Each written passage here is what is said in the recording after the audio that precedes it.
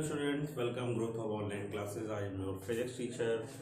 हम लोग अपना एक चैप्टर स्टार्ट कर रहे हैं। कुछ बुक्स में ये नया टॉपिक है और कुछ बुक्स में ये नया चैप्टर है। इस चैप्टर का नाम है रिफ्रैक्शन ऑफ लाइट। क्या नाम है? Refraction of light. ठीक है, जिसे हम लोग कहते हैं प्रकाश का अपवर्तन। प्रकाश का अपवर्तन। ठीक है, इससे पहले आपने जो चैप्टर पढ़ा था उसका नाम क्या था? Reflection of light. Reflection of light. ठीक है, इसका मतलब था परावर्तन। रिफ्लेक्शन का मतलब क्या था? परावर्तन। परावर्तन की घटना क्या होती है? परावर्तन की घटना क्या थी?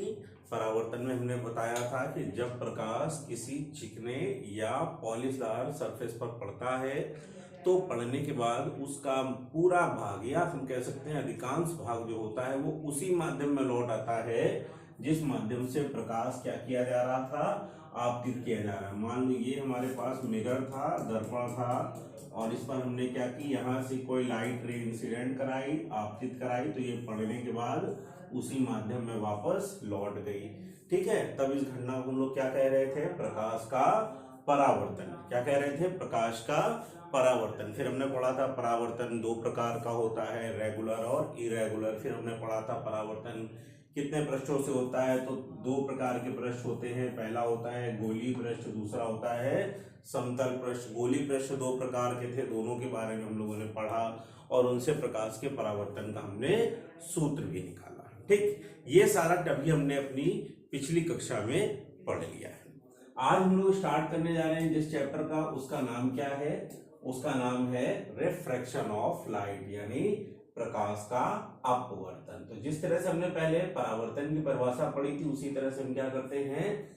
अपवर्तन की परिभाषा को पढ़ते हैं। ठीक है, क्या होता है प्रकाश का अपवर्तन?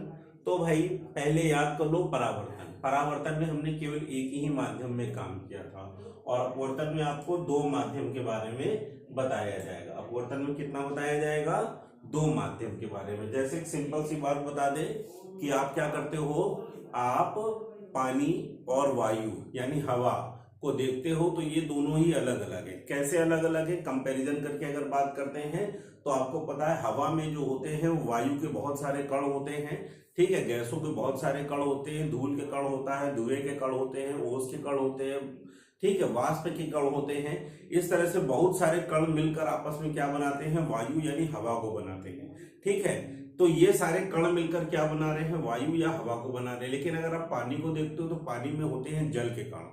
क्या होते हैं? जल के पार्टिकल्स होते हैं, जल के कण होते हैं, और ये सब मिलकर क्या बना रहे होते हैं? जल।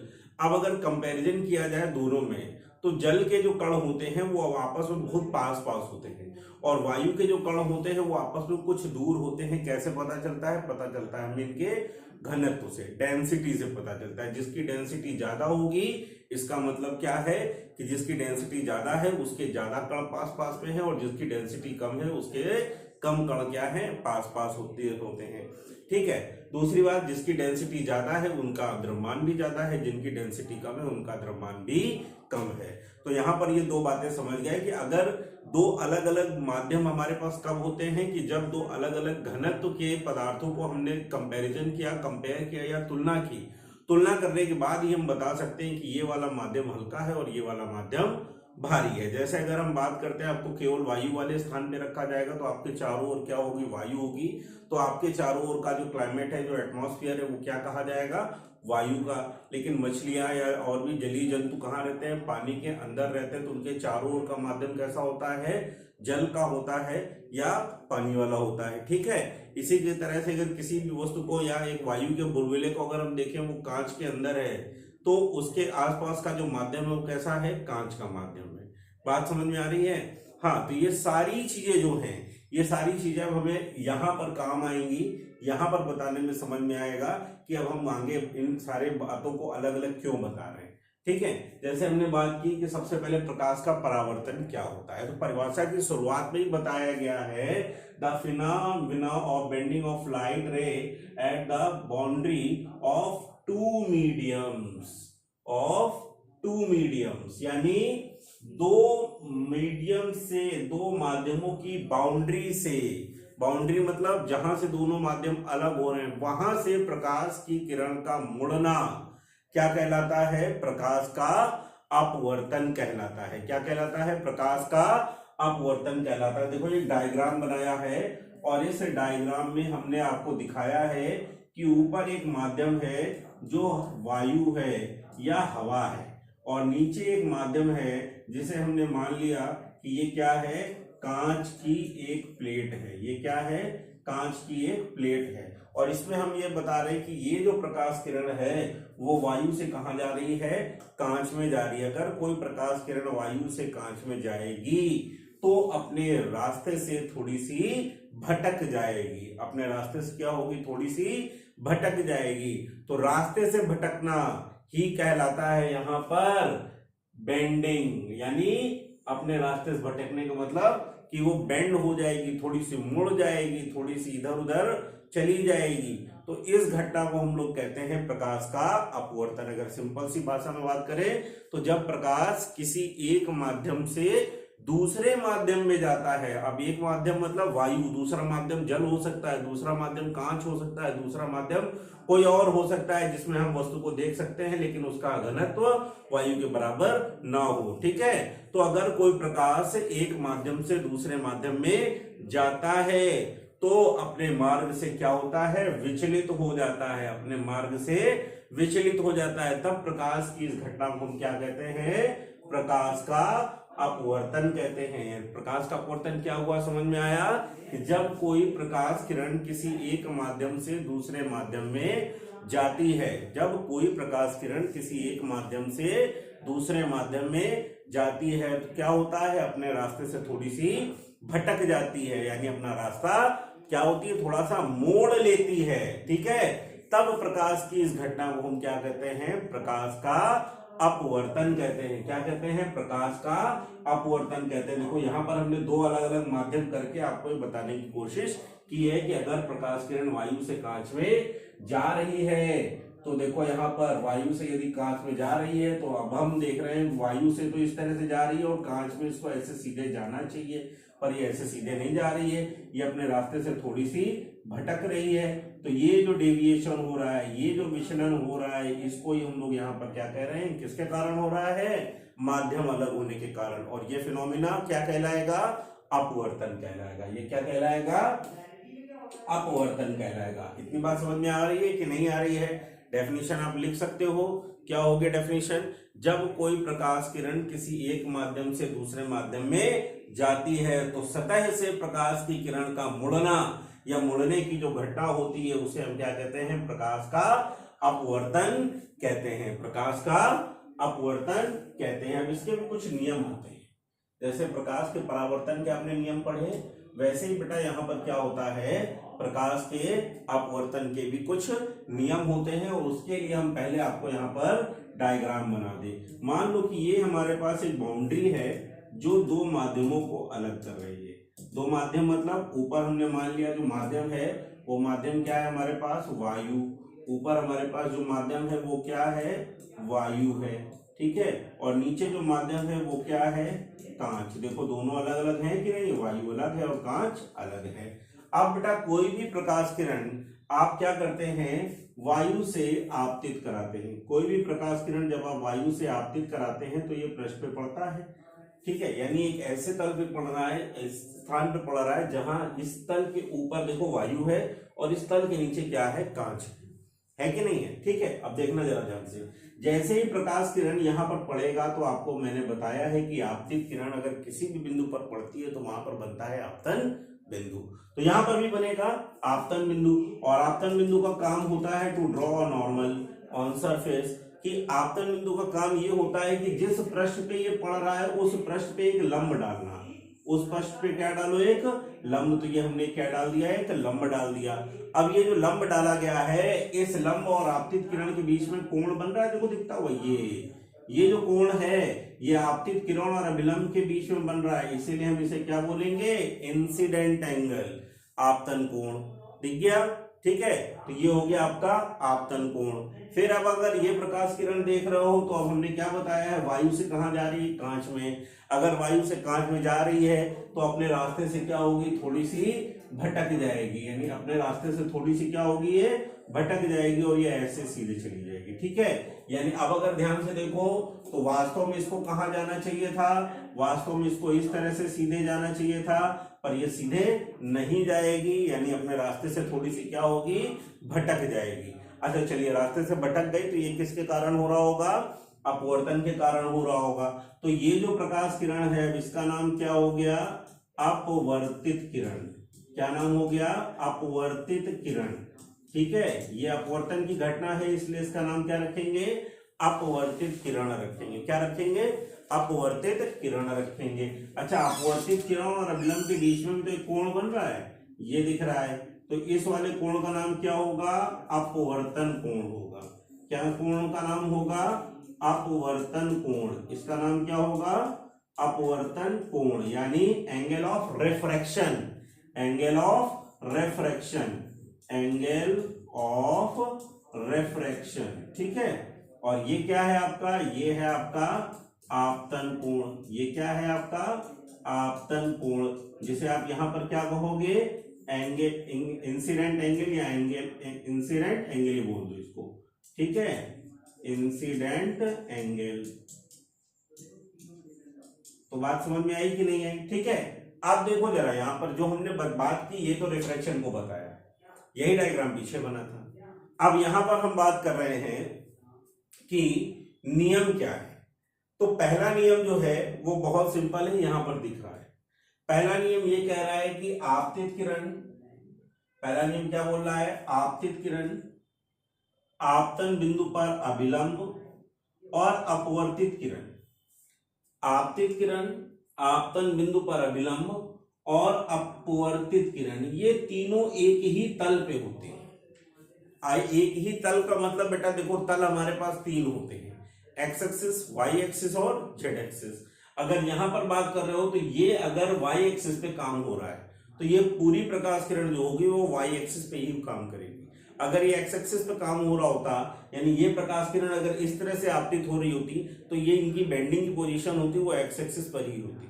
ठीक है, तो एक सरफेस पर है, एक ही तल पर है, यानी अगर हम सामने से देख रहे हैं तो ही हमको इसका डेविएशन दिख रहा है। अगर हम इस डायरेक्शन से देखेंगे तो आपको इसका डेविएशन दिखाई नहीं देगा। प्रैक्टिकली बात है, ये आपको हमें प्रैक्टिकल करके भी अभी इसको समझाएंगे। ठीक है, फिलहाल हमें इतनी सी बात समझनी है कि तीन हमारे पास हैं, आपतित किरण, आपतन बिंदु पर अभिलंब और अपवर्तित किरण। ये तीनों एक ही तल में होते हैं, यानी इनका सरफेस यानी जो प्लेन है वो चेंज नहीं होता है, इनका प्लेन सेम रहता है कि अगर ये वाई एक्सिस पर वर्क कर रहे हैं तो ये कंटिन्यू वाई एक्सिस पे ही वर्क करते हैं। ठीक है, बात समझ में आ रही है। चलिए, दूसरा जो है वो मोस्ट इंपॉर्टेंट है, सबसे इंपॉर्टेंट है, बल्कि हम कहेंगे कि इससे ज्यादा इंपॉर्टेंट कुछ नहीं है, MIMP, बल्कि VMIMP कर दो, वेरी मोस्ट इंपॉर्टेंट। क्यों, क्योंकि इसका एक और नाम है, बताते हैं। देखो, पहले हमने क्या बताया, पहले हमने ये बताया कि आपतित किरण आपतन बिंदु पर अभिलंब और अपवर्तित किरण ये तीनों एक ही तल में होते हैं। दूसरा नियम ये कहता है कि आपतन कोण की ज्या, आपतन कोण क्या है, आई, इसकी ज्या मतलब साइन आई, और अपवर्तन कोण की ज्या, अपवर्तन कोण क्या है, आर, अपवर्तन कोण क्या है, आर, और इसकी ज्या यानी साइन आर का जो अनुपात होता है, यानी साइन आई और साइन आर का जो अनुपात है वो कैसा रहता है, एक नियत रहता है। कैसा रहता है, एक नियत रहता है, और ये नियत मतलब स्थिर, स्थिर मतलब कांस्टेंट रहता है। ठीक है, और इस नियतांक का जो मान होता है वो बेटा माध्यम के अपवर्तनांक के बराबर होता है, यानी इस अनुपात का जो मान होता है, इस नियतांक का जो मान होता है वो माध्यम के अपवर्तनांक के बराबर होता है। अब अगर मान लेते हैं कि हमको वायु के सापेक्ष कांच का अपवर्तनांक नहीं दिया, या मान लेते हैं पहला जो माध्यम था कोई और था जिसका अपवर्तनांक N1 है, इसका अपवर्तनांक क्या है, N1 है, बहुत ध्यान से देखना।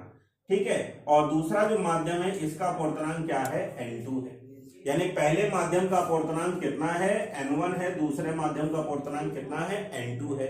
तब हम इसको कैसे लिखेंगे, तब लिखने का जो तरीका होता है वो बिल्कुल याद करके रखना, N2 बाई क्या होगा, N1, क्या होगा, N2 बाई N1, याद रखना, दूसरे के सापेक्ष पहला, जबकि प्रकाश किरण कहां से जा रही है, पहले से दूसरे में, अपवर्तनांक कहां से लिखेंगे, दूसरे के बटे में पहला।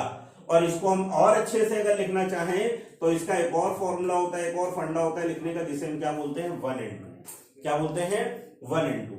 अब 1 का मतलब यहां से ये बता रहे हैं कि ये प्रकाश किरण पहले से कहां जा रही है, दूसरे में। ये प्रकाश किरण कहां जा रही है, पहले माध्यम से कहां जा रही है, दूसरे माध्यम में जा रही है। तो ये लिखने का तरीका बिल्कुल सिंपल है, याद रखना है आपको, बहुत अच्छे से समझना है कि जब कोई प्रकाश किरण किसी एक माध्यम से दूसरे माध्यम में जाती है तो आपतन कोण की ज्या यानी साइन आई तथा अपवर्तन कोण की ज्या यानी साइन आर का जो अनुपात होता है वो अनुपात n2/n1 के बराबर होता है। और इसी n2/n1 को हम क्या लिखते हैं, 1n2 लिखते हैं। इसी n2/n1 को हम क्या लिखते हैं, 1n2 लिखते हैं। अब हमने बताया था ये इंपॉर्टेंट है।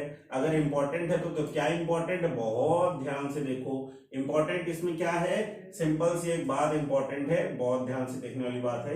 वो इंपॉर्टेंट ये है कि इसको हम लोग एक और नियम बोलते हैं, इसको हम लोग एक और नियम बोलते हैं जिसे हम कहते हैं स्नेल का नियम। क्या कहते हैं, स्नेल का नियम, स्नेल्स लॉ। ये किसने दिया था, ये स्नेल्स ने दिया था। ये आपका है स्नेल्स लॉ। 1 नंबर में, 2 नंबर में या 3 नंबर में क्वेश्चन आता है स्नेल का नियम क्या है। तो सिंपल सी बात है कि जब कोई प्रकाश किरण किसी एक माध्यम से दूसरे माध्यम में जाती है, जब कोई प्रकाश किरण किसी एक माध्यम से दूसरे माध्यम में जाती है तो आपतन कोण की ज्या और अपवर्तन कोण की ज्या का जो अनुपात होता है वो एक नियत होता है। और इसका मान क्या होता है, तो sine i upon sine r equal n2/n1। n2 मतलब दूसरे माध्यम का अपवर्तनांक बटे पहले माध्यम का अनुपात, ठीक है। और फिर इसी को हम क्या लिख सकते हैं, 1n2 भी लिख सकते हैं। यानी 1 का मतलब पहला, 2 का मतलब दूसरा। यानी ये प्रकाश किरण पहले माध्यम से कहां जा रही है, दूसरे माध्यम में जा रही है। इतनी बात समझ में आ रही है कि नहीं आ रही है, ठीक है। चलिए, तो ये बात आपको समझ में आ गई। आगे बढ़ते हैं। आगे जब बढ़ते हैं तो अगले टॉपिक को देखते हैं, जिसको हमने यहाँ पर देखो, अभी यही तो हमने आपको बताया, ठीक है। अभी हमने यहाँ पर आपको क्या बताया कि जब कोई प्रकाश किरण किसी एक माध्यम से दूसरे माध्यम में जाएगी तो क्या होगा, तो वहां पर स्नेल का नियम लगेगा। और स्नेल का नियम क्या होता है, 1n2, ठीक है, equal sine i upon sine r. और 1n2 को हम क्या लिखते हैं, n2/n1 भी लिखते हैं। और ये क्यों होता है या क्या और चेंज हो रहा होता है, तो कुछ नहीं होता है। 1n2 मतलब n2/n1, n2/n1 इक्वल हम लिखेंगे पहले माध्यम में चाल बटे दूसरे माध्यम में चाल, ठीक है। पहले माध्यम में चाल बटे दूसरे माध्यम में चाल। यानी अगर पहले माध्यम में वायु चल रही है जिसकी चाल कितनी है, v1 है, दूसरे माध्यम में जब जाएगी तो उसकी चाल क्या हो जाएगी, v2 हो जाएगी। चाल परिवर्तित होगी तभी तो बेंडिंग होगा, तभी तो मुड़ेगी। चाल परिवर्तित नहीं होगी तो बेंडिंग नहीं होगी, मोड़ना भी नहीं आएगा। बात समझ में आती है कि नहीं आती है, ठीक। अब यहाँ पर हम आपको 2 बातें बताते हैं, बहुत ध्यान से समझिएगा। यहाँ पर हम बताते हैं आपको कि जो हमारे पास माध्यम होते हैं, जो हमारे पास माध्यम होते हैं, यानी हमारे पास जो मीडियम होते हैं वो कितने टाइप के होते हैं, 2 टाइप। पहला होता है विरल माध्यम, पहला होता है विरल माध्यम, दूसरा होता है सघन माध्यम, दूसरा होता है सघन माध्यम। विरल को हम क्या बोलते हैं, विरल को हम बोलते हैं रेरर मीडियम और सघन को बोलते हैं डेंसर मीडियम। क्या बोलते हैं, डेंसर मीडियम। अब ये 2 क्या है, ये बेटा 2 वही बातें हैं जो हमने आपको शुरुआत में बताई थी। हमने आपको कंपैरिजन किया। कंपैरिजन अगर करने की बात करते हैं कि अगर हमने वायु और जल ले लिया, अगर हमने वायु और जल ले लिया तो इन दोनों की हमने तुलना की। और जब इन दोनों की हमने तुलना की तो हमने ये देखा कि वायु के जो कण हैं वो जल की तुलना में थोड़ा दूर दूर है। अगर वायु के कण जल की तुलना में दूर दूर हैं तो वायु जो हो गया वो हल्का माध्यम हो गया, यानी विरल माध्यम हो गया। और जल जो हो गया वो भारी माध्यम हो गया, यानी सघन माध्यम हो गया, ठीक है। तो यहां पर ये बात समझ में आ रही है कि वायु हल्का है, जल भारी है, इसलिए वायु विरल माध्यम हो गया और जल क्या हो गया, सघन माध्यम हो गया। ठीक है, फिर इसी के बाद यदि हम बात करते हैं कि हमने जल और कांच की बात कर ली, यानी प्रकाश किरणें जल से कांच में जा रही है या कांच से जल में जा रही है। ठीक है, तो अब इन दोनों में क्या होगा, तो भाई अब फिर से हम बात करते हैं, जल के जो कण हैं वो इस बार कांच की तुलना में ज्यादा दूर दूर है, यानी इस बार जल के कण दूर दूर हैं और कांच के कण क्या है, पास पास है। तो इन दोनों की जब हम तुलना करेंगे तो जल विरल हो गया और कांच क्या हो गया, सघन हो गया। ठीक है, जल कैसा हो गया, विरल हो गया और कांच कैसा हो गया, सघन हो गया। बात समझ में आ रही है कि नहीं आ रही? यानी जब तक हम दो माध्यमों की तुलना नहीं करेंगे, जब तक हम दो माध्यमों को कंपैरिजन नहीं करेंगे, तब तक हम ये नहीं बता सकते हैं कि कौन सा माध्यम आपका विरल है और कौन सा माध्यम सघन है। तो इनके विरल और सघन होने की बात हम तब कह सकते हैं जब हम ये बोल दें कि हमको ये बताओ कि ये प्रकाश किरण इस माध्यम से इस माध्यम में जा रही है। तो अब विरल और सघन समझ में आ गए। ये हमको तब मिलेंगे जब हम क्या करके बताएंगे, तुलना, कंपैरिजन। अगर हमने कंपैरिजन या तुलना कर ली है तभी हम बता सकते हैं कि कौन सा माध्यम विरल है और कौन सा माध्यम सघन है।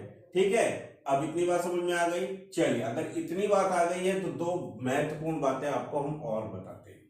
ठीक है, दो महत्वपूर्ण बातें इसके बाद और बताई जाती हैं, उनको जरा ध्यान से देखो।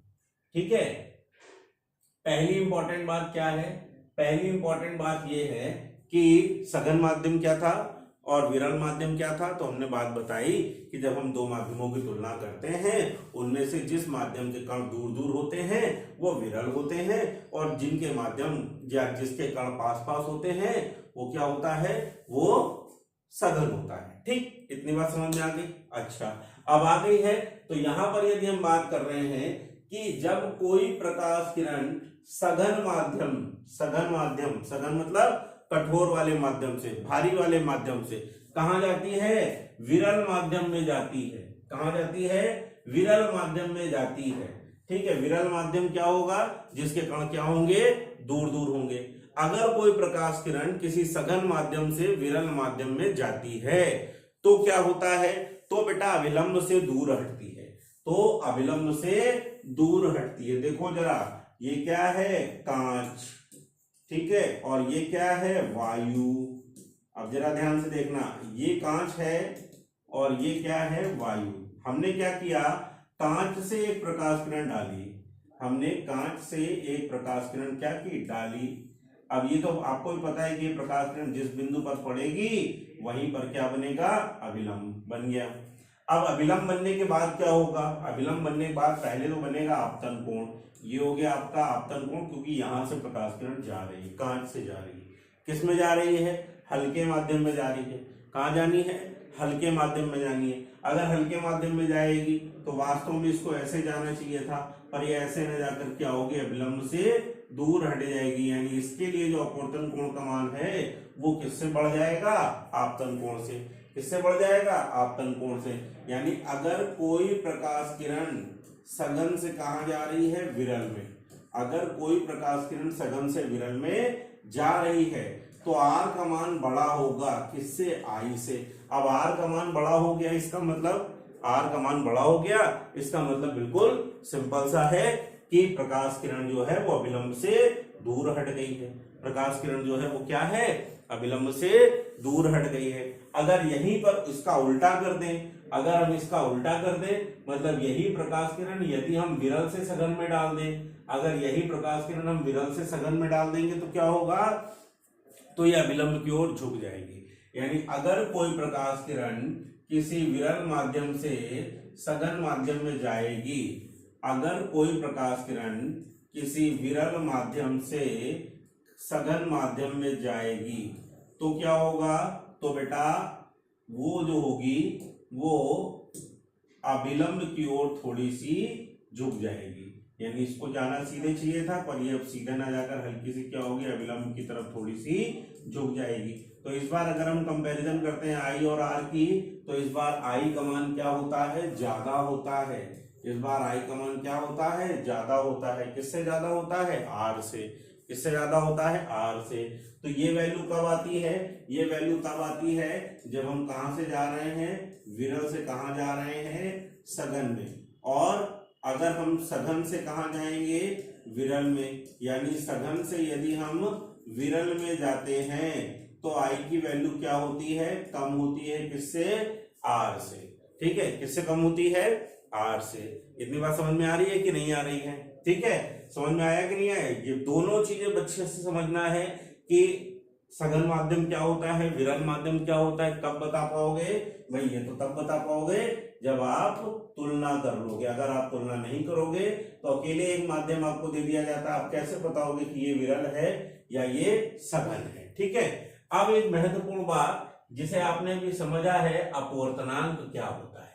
अपवर्तनांक क्या होता है, तो देखो सिंपल सी बात है कि हमने पढ़ा है, अभी समझा है कि अगर कोई प्रकाश किरण किसी विरल माध्यम से सघन माध्यम में जाती है, जब कोई प्रकाश किरण किसी विरल माध्यम से सघन माध्यम में जाती है तो अविलंब की ओर झुक जाती है। अविलंब की ओर क्या होता है, झुक जाती है। जरा देखो ध्यान से, ये कांच है और ये वायु, ठीक है। अब यहां पर हमने क्या किया, एक प्रकाश किरण आपतित कराई। कहां से आपतित कराई, विरल माध्यम से, ठीक है। अब ये विरल माध्यम से आपतित हो रही है, ये विलंब हो गया, ठीक है। अब अगर ये वायु से कांच में आई तो इसका झुकाव ये होगा, और अगर मान लेते हैं कि ये वायु था और ये अगला माध्यम जल था, यानी ये वायु था और ये अगला माध्यम क्या था, जल,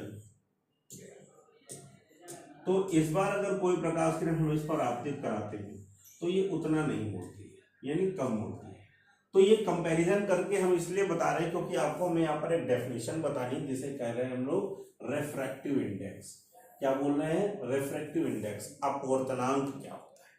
तो बेटा देखो, अपवर्तनांक जो है वो किसी माध्यम का या किसी भी माध्यम में प्रकाश के मोड़ने की जो क्षमता होती है, कि जो माध्यम दूसरा वाला है या जो सघन माध्यम है वो उस प्रकाश किरण को कितना बेंड कर रहा है, उसकी जो क्षमता होती है, उस क्षमता को ही हम लोग यहाँ पर कहते हैं अपवर्तनांक। क्या कहते हैं, अपवर्तनांक, ठीक है। यानी प्रकाश की किरण को मोड़ने की क्षमता को हम लोग क्या कहते हैं, अपवर्तनांक।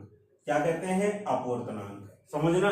यानी प्रकाश के मोड़ने की क्षमता को हम क्या कहते हैं, अपवर्तनांक कहते हैं। अब समझो, जिसका अपवर्तनांक जितना ज्यादा, यानी जिसके कण जितना पास पास, उसके अंदर मोड़ने की क्षमता उतनी ज्यादा, उसके अंदर मोड़ने की क्षमता उतनी ज्यादा। तो आप अपने आप समझ गए कि कांच के जो कण हैं वो जल के कणों से क्या होते हैं, ज्यादा पास पास होते हैं। तो इसका मतलब है कांच में प्रकाश किरण ज्यादा मुड़ जाएगी और जल में कम मुड़ेगी। यानी कांच में जो प्रकाश किरण है वो ज्यादा मुड़ जाएगी और जल में क्या होगी, कम मुड़ेगी। क्यों, क्योंकि अगर हम कंपैरिजन कर रहे हैं जल और कांच का, तो बेटा कांच के जो कण हैं वो ज्यादा पास पास है, किसकी तुलना में, जल की तुलना में, ठीक है। तो अपवर्तनांक की परिभाषा समझ में आ गई। अपवर्तनांक जो होता है वो माध्यम का जो अपवर्तनांक है वो प्रकाश की किरण को मोड़ने की क्षमता को हम लोग क्या कहते हैं, अपवर्तनांक कहते हैं। यानी प्रकाश जब किसी एक माध्यम से दूसरे माध्यम में जाता है तो उस माध्यम में प्रकाश कितना मुड़ रहा है उसकी क्षमता यदि आपको पता चल जाएगी तो उस क्षमता को हम क्या कहेंगे, अपवर्तनांक। क्या कहेंगे, अपवर्तनांक कहेंगे। बात समझ में आ रही है कि नहीं आ रही है, ठीक है। अब देखो यहां पर हमने दोनों ही बातें करके बताई कि कांच वायु, एक प्रकाश किरण वायु से कांच में जा रही है और एक प्रकाश किरण वायु से जल में जा रही है। अगर प्रकाश किरण वायु से जल में जा रही है तो जितना भी उसका मुड़ना होगा या जितना भी वो मुड़ेगी, और वायु से जब कांच में जाएगी तो जितना मुड़ेगी दोनों में अंतर होगा, और अंतर जो होगा वो हमको क्या बताएगा, वो हमको यही बताएगा कि इसका मतलब है दोनों के अपवर्तनांक में कुछ अंतर है। अब अपवर्तनांक की अगर हम बात करते हैं तो बेटा देखो, अगर कोई प्रकाश किरण वायु से जल में जाती है, वायु से जल में जाती है, तो उसका जो अपवर्तनांक होता है वो 4/3 होता है। क्या होता है, 4/3। और अगर वही प्रकाश किरण वायु से कांच में जाती है तो इसका अपवर्तनांक होता है 3/2। इसका अपवर्तनांक 3/2। इसका मतलब है कि ये जो वैल्यू है वो 1.33 गुना है और ये जो वैल्यू है वो 1.5 गुना है। यानी अगर वायु से जल की बात करेंगे तो वायु से जल ANW, वायु से कांच की बात करेंगे तो वायु से कांच मतलब ANG। बताया था पहले से दूसरा, पहले से दूसरा। तो हमने क्या बताया, ये कहां से जा रही है, ये वायु से जा रही है, कहां जा रही है, कांच में। ये कहां जा रही है, ये वायु से जा रही है, कहां जा रही है, जल में। यानी ANW वायु से जल कितने गुना है, 1.33 गुना है। वायु से कांच कितने गुना है, 1.5 गुना है। यानी अब देख लो ज्यादा है कि 1.5 ज्यादा होता है कि 1.33 ज्यादा होता है, 1.5 ज्यादा होता है। इसका मतलब यही हुआ ना कि अगर वायु से कांच में जाएंगे तो किरण ज्यादा मुड़ेगी, और वायु से जल में जाएंगे तो किरण कम मुड़ेगी। उसका बेंडिंग है वो क्या होगी, कम होगी, और उसकी बेंडिंग क्या होगी, ज्यादा होगी। ठीक है, इतनी बात समझ में आ रही है कि नहीं आ रही है? चलिए, अगर इतनी बात आ गई तो अब आगे बढ़े। रिफ्रैक्टिव इंडेक्स की डेफिनेशन आपको समझ में आ गई होगी। अब यहां पर एक अच्छा सा काम करते हैं, जैसे हम लोग यहां पर बोल रहे हैं कि रिलेशन बताओ। रिलेशन मतलब एक संबंध बताओ किसके किसके बीच में, कि अगर कोई प्रकाश किरण वायु से जल में जा रही है या जल से वायु में आ रही है तो क्या अंतर है, इनके अपवर्तनांक में क्या संबंध है। ठीक है, तो हमने मान लिया भाई यहां पर एक छोटा सा काम किया कि हमने पहले वायु ले लिया और उसके बाद हमने कांच की एक पतली सी स्लैब ले ली। ये किसकी है, कांच की। ठीक है, तो वायु के अपवर्तनांक को हम Na लिखते हैं और कांच के अपवर्तनांक को Mg लिखते हैं, और इसके नीचे फिर अगर कुछ नहीं है तो भाई वायु है, इसके नीचे वायु है यानी Na। अब एक प्रकाश किरण जो है वो हमने पहले वायु से कहां आपतित कराई, कांच में। यानी अगर ये प्रकाश किरण वायु से आ रही है तो जैसे ही आकर ये पृष्ठ पे पड़ेगी तो पड़ने के बाद क्या होगा, आपतन बिंदु बनेगा, और आपतन बिंदु पर एक अभिलंब बनेगा। तो यहां पर आपने एक अभिलंब ड्रॉ कर दिया।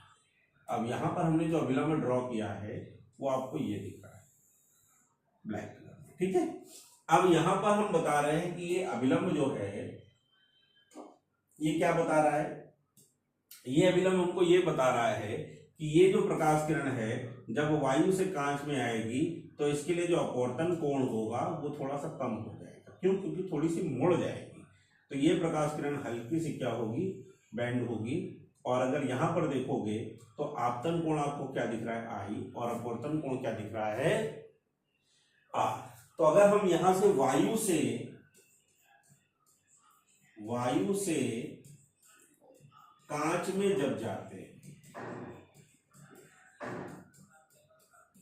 वायु से कांच में जाने पर हम यहां पर यूज करते हैं स्नेल, यानी स्नेल्स लॉ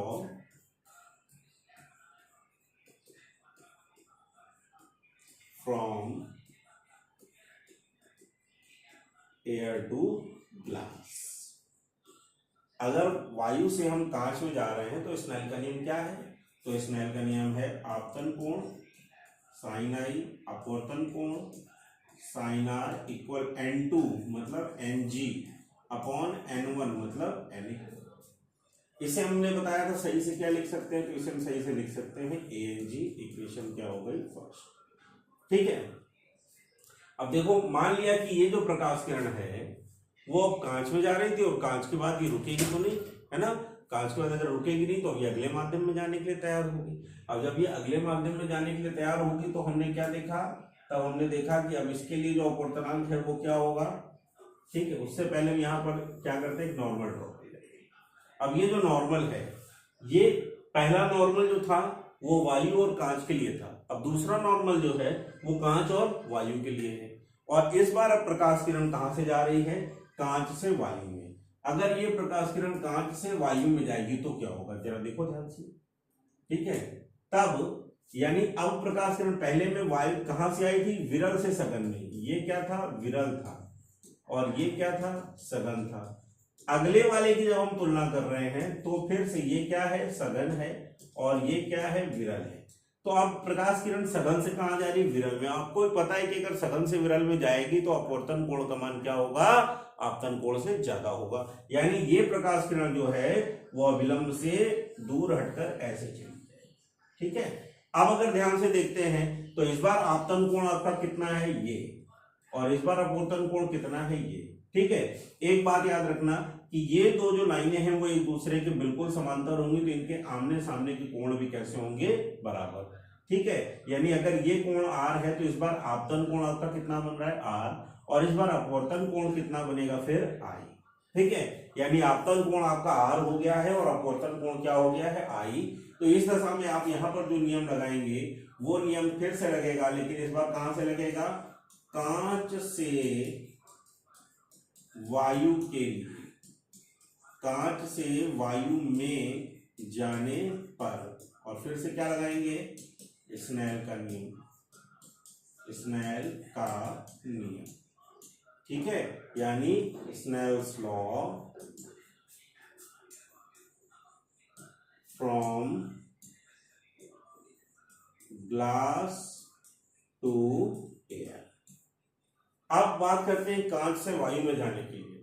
कांच से वायु में जाने के लिए क्या लगाएंगे, तो भाई आपतन कोण कितना है, आपतन कोण इस बार है साइन और आर, और अपवर्तन कोण कितना है, ये है साइन आई, और इसे हम क्या लिखते हैं, दूसरे के बटे में पहला, यानी Na अपॉन में क्या आएगा, Ng। इसे क्या आएगा, Na अपॉन Ng। अब इसे हम क्या लिख सकते हैं, इसे हम लिख सकते हैं GNA। इसे क्या लिख सकते हैं, GNA। ये इक्वेशन क्या हो गई, दूसरी, इक्वेशन क्या हो गई, दूसरी। अब अगर देखो ध्यान से यहाँ पर तो क्या आएगा, हम क्या करें, दोनों समीकरणों का गुणा कर लें, मतलब साइन आई में साइन आर का भाग पहली इक्वेशन, और दूसरे को गुणा करेंगे LHS से, तो क्या आएगा, साइन आर में भाग दे देते हैं इस बार साइन आई का, और ये वैल्यू किसके इक्वल हो गई, ANG इनटू में क्या आ गया, GNA। तो आई साइन आर से साइन आर, साइन ए से साइन ए क्या हुआ, कैंसिल, यानी ANG इंटू GNA इक्वल में क्या आ गया, 1। अब आपको ANG तो पता था, अभी मैंने बताया था, है ना, लेकिन GNA नहीं पता है।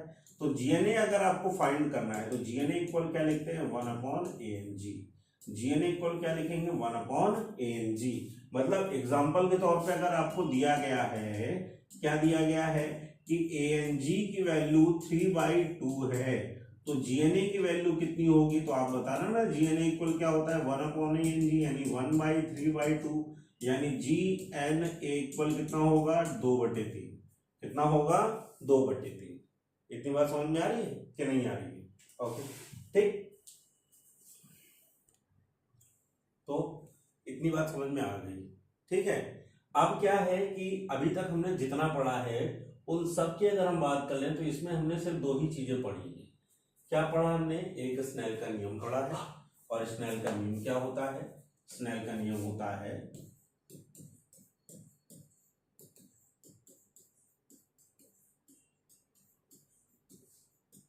स्नेल्स लॉ होता है sine i upon sine r equal N2 divide by N1, या इसी को हम लिखते हैं 1N2।